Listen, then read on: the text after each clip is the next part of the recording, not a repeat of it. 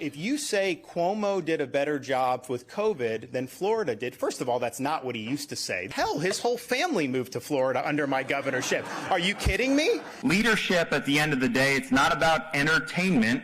It's not about building a brand. You really need a very disciplined, energetic president willing to spit nails and fight the needed battles every single day for 8 years.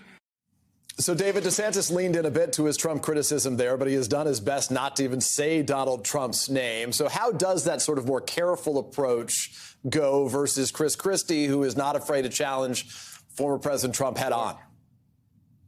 Peter, Ron DeSantis has to go at Donald Trump for a very specific reason. The 20+ % that Ron DeSantis has held among Republican voters has pretty much stayed steady for a year. There's been some pops here and there. But what it's indicated is that DeSantis might actually be at a ceiling because he has yet to take a loyal Trump voter away, right? He has taken a 2016 voter who says, hey, I'm just tired of Donald Trump. He's a good guy. I like him, but I want somebody else. That same voter in 2020 wants somebody else. Great. DeSantis has been a successful governor in Republican eyes, but Ron DeSantis has yet to demonstrate he can take a voter from Donald Trump this cycle, which is why Chris Christie and Youngkin and others are getting in, not because of the weakness of Donald Trump, but because of the weakness of Ron DeSantis. And I think Chris Christie, I agree with Kornacki, absolutely. The viability may not be there as a candidate, but he will have a very clarifying role to play in this primary because Ron DeSantis actually lies about his COVID record. He shut down the beaches and the bars and the restaurants, and he issued a stay-at-home order. Chris Christie's the type of person that calls out hypocrisy and lies of the members of his own team. It is exactly what he did to Rubio. It is what he intends to do to Donald Trump. Perhaps Chris Christie makes the other Republicans candidates stronger in this environment, but he absolutely will hold them to account. And it's probably good that voters get to see that.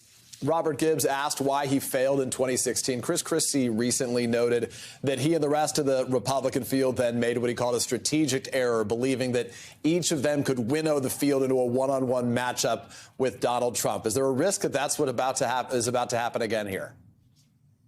Absolutely, Peter. I mean, you see, I think the DeSantis weakness, even though people thought he was going to be either the front runner or very close to Donald Trump, has not stopped anybody really from getting into this race.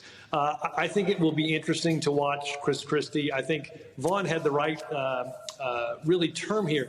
If Chris Christie gets on this debate stage, I think there are going to be some requirements for fundraising and polling that might be hard for him to get on stage. But if he does, then certainly look out. This is going to be, there'll be a lot of fireworks.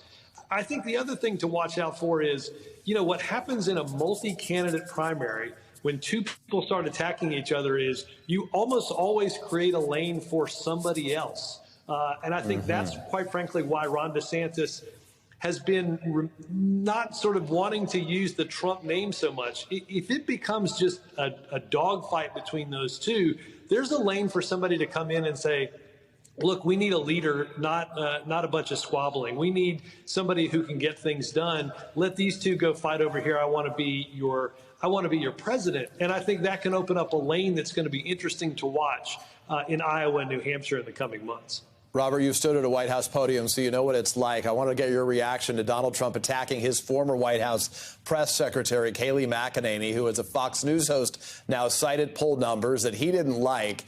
The president responded saying the former president posted Kayleigh milquetoast. He spelled it wrong. McEnany just gave out the wrong poll numbers on Fox News. The rhinos, Republicans in name only, and globalists, as he described them, can have her. Fox News should use only real stars. It is kind of striking to hear the former president got Chris Christie, the first really big name to endorse him back in the day, his own press secretary he's whacking right now because she's not on board with him. Yeah, I mean, I would love to tell you, Peter, that I'm surprised. I'm not in the least. I think, you know, Donald Trump never misses an opportunity to punch somebody, regardless of who it is, regardless of the role that they've played. for him in the past. I think that's evidenced by he's going to be very critical and has been of somebody like Chris Christie.